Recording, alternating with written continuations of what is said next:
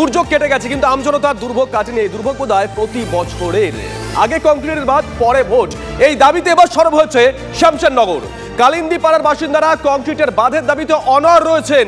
রেমাল আছড়ে পড়তেই বাঁধ রক্ষায় ঝাঁপিয়ে পড়েন বাসিন্দারা। পলিথিনের ওপর গাছের ডাল ফেলে কোনো রকমে বাঁধ রক্ষা করার চেষ্টা করেন।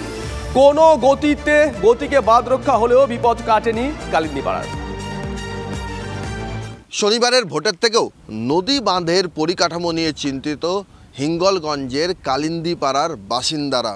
রবিবার দুপুরে কালিন্দী নদীর জলোচ্ছ্বাস এই মাটির বাঁধের ওপরে আছড়ে পড়তে থাকে এবং আছড়ে পড়ার সঙ্গে সঙ্গে এমনও হয় যে ঢেউ উঠে ওপারে চলে যায়, জলোচ্ছ্বাস ওপারে চলে যায়।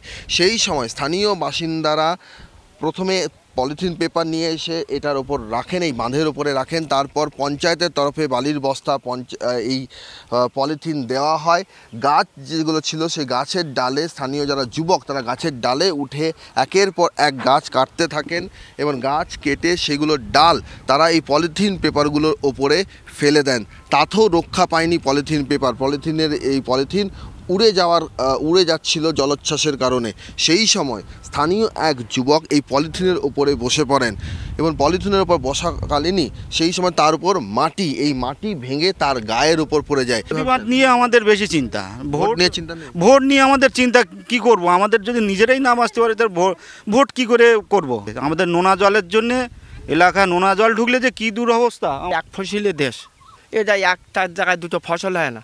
তো যদি প্রবল বর্ষা নামে, তো বর্ষা নামলে এই মাটি ধস করে তখন ভেঙে চলে যায়, তখন আর এই রাস্তার মাথা থাকে না। ঢেউ হয়েছে লাগে, জোয়ার হয়, একটু মেঘ করে, তখন আর পরানটা টিপটিপ করে। আমাদের সব থেকে রাস্তাটা আগে, আমাদের জীবনটা আগে, তারপরে ভোট। ভোটের চেয়ে বাঁধের আমাদের মূল্যবানটা বেশি, জীবনের তাগিদে বাঁচতে হবে তো। আর ভোট তো আমরা দিতে যাব, সেই রাস্তাটা যদি আমাদের ভালো না হয় তাহলে আমরা ভোট দিতে যাবো কোথায়? এই যদি কংক্রিট বাঁধ না হয় আমার পঞ্চায়েতের খুব সমস্যা। হয়দাসকারি সাইডটা হয়েছে, এই সাইডটা কংক্রিট বাঁধ দরকার, এটা আমার নিজের বুথ।